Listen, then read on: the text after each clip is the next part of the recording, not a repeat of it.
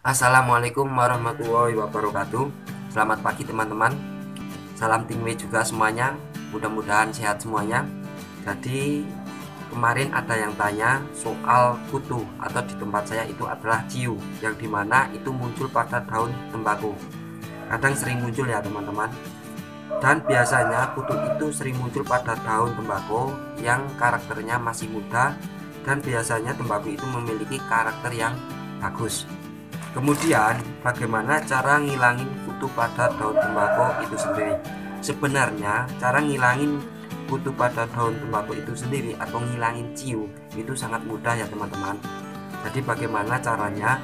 Sebenarnya itu kalian cukup nyari tempat atau media massa untuk sebagai penjemuran. Jadi cukup dijemur saja. Caranya bagaimana? Tapi sebentar dulu, saya mau melipir dulu biar lebih nikmat ya teman-teman. Jadi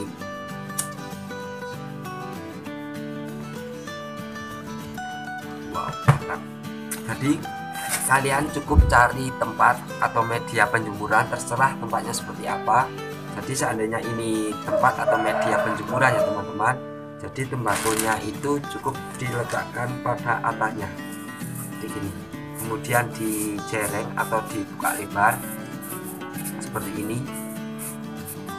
Kemudian setelah dibuka lebar seperti ini baru dijemur. Tujuannya apa kalau dijemur? Tujuannya adalah agar ciu atau kutu yang ada pada tembakau itu sendiri itu pada keluar atau pada pergi seperti ini. Nanti kalau sudah pada pergi bisa kalian ambil dan kemudian didiamkan dulu, jangan langsung dimasukkan ke dalam plastik. Karena apa? Bisa remuk atau rusak. Karena posisi daun itu kalau habis dijemur itu pasti kering atau keras. Jadi biar agak lembab terlebih dahulu. Nanti kalau sudah lembab, tapi nggak begitu lembab banget ya, jangan lembab banget, karena kalau terlalu lembab itu bisa membuat jamur efeknya. Nah seperti ini ya, sekiranya saja.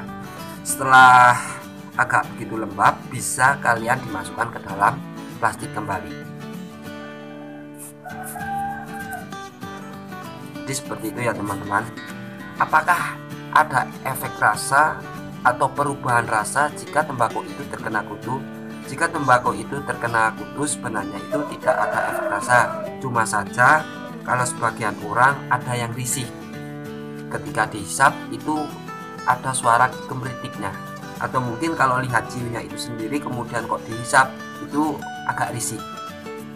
Tapi kalau yang nikmat, yang merasakan enjoy ya nggak masalah sih. Jadi cukup seperti itu ya teman-teman, cukup dijemur.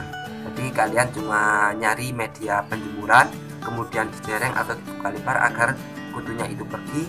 Setelah pergi nanti bisa diambil, karena habis dijemur itu posisi tembakau itu kering atau keras, biar agak lembab, kemudian dimasukkan ke dalam plastik sendiri.